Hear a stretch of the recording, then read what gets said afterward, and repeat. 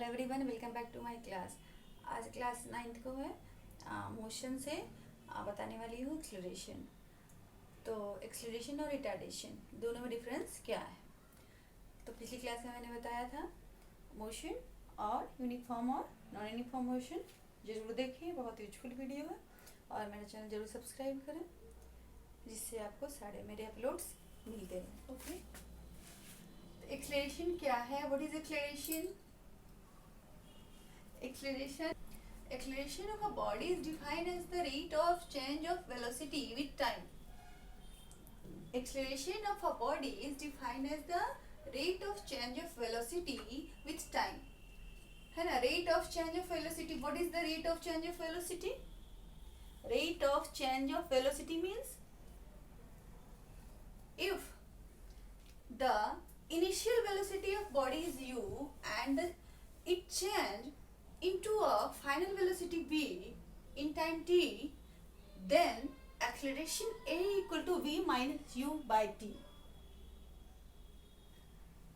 तो change in velocity means change in velocity क्या है? पिछली क्लास में मैंने बताया था velocity वेक्टर क्वांटिटी है और distance upon time. change in velocity means final velocity minus initial velocity. तो acceleration equal to final velocity minus initial velocity upon time taken. तो सपोज द इनिशियल वेलोसिटी, अभी मैंने कहा इनिशियल वेलोसिटी मीन्स पहली velocity. Rate of change of velocity कहने का मतलब कि कोई भी बॉडी जो चलती है पहले मूव करती है तो उसकी पहली जो वेलोसिटी है, जिस रफ्तार से वो चलना शुरू करे, that is initial velocity.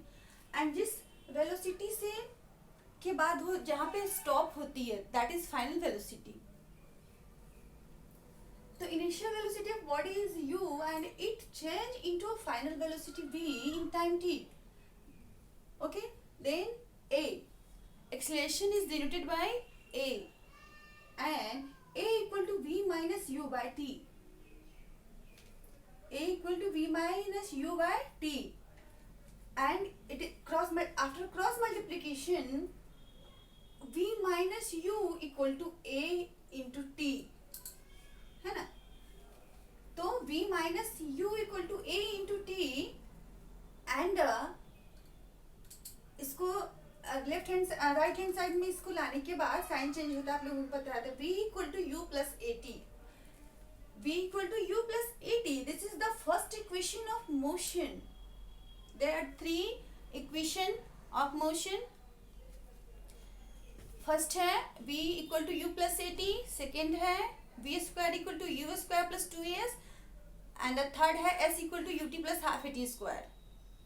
Okay, तो अब एक्सेलरेशन अभी समझ में आया कि एक्सेलरेशन क्या? एक्सेलरेट होना मीन्स बढ़ना वेलोसिटी का बढ़ना, और रिटार्डेशन मीन्स डिएक्सेलरेट होना, नॉन एक्सेलरेट होना। तो क्या है वो? एक्सेलरेशन है rate of change of velocity and velocity है, that's why acceleration is also vector quantity, because velocity is vector quantity and that's why acceleration is also vector quantity. तो final velocity minus initial velocity upon time taken, यानी कि a equal to v minus u by t। Okay, तो ये क्या vector quantity है? और vector quantity मैंने बताया है कि वेक्टर क्वांटिटी जो है वो उन्हें मैग्नीट्यूड एंड डायरेक्शन दोनों होते हैं। और इसका यूनिट कैसे बनता है ये भी मैंने बताया था पिछली क्लास में। यूनिट कैसे बनेगा? यूनिट अब दो है, v और u है, v और u है, तो दोनों का यूनिट क्या है? मीटर पर सेकेंड ही है। तो 2 मीटर पर सेकेंड है ना, इसलिए मीटर पर सेकेंड स्क्वायर हुआ, और टाइम है इसलिए टाइम हुआ, और जो अपॉन है उसके लिए पर। तो इसका यूनिट क्या बनेगा? इसका unit of acceleration is metre per second square. इसका unit of acceleration is metre per second square which is written as metre per second square, ऐसे। ओके, तो ये था एक्सेलरेशन, और इसके इसका यूनिट क्या है? Metre per second square. कैसे है? मैंने बताया कि दो वेलोसिटी है, इनिशियल और फाइनल, दोनों के एक को v सपोज किया, एक को u सपोज किया। v जो है वो फाइनल है, u जो है वो इनिशियल है।